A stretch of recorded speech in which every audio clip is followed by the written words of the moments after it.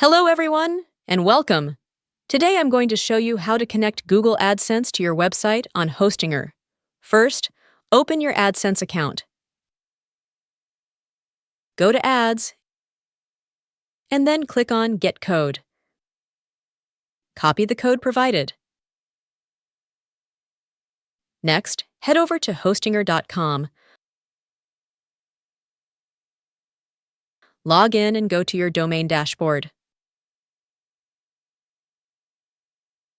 Click on Manage, and then Manage your website. Select Edit Website. Once you're in the website editor,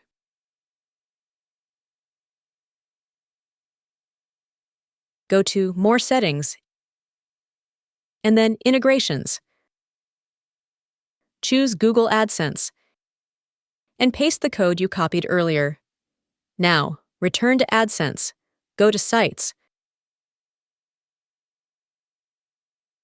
Click on Add New Site and enter your domain. And that's it. You're all set.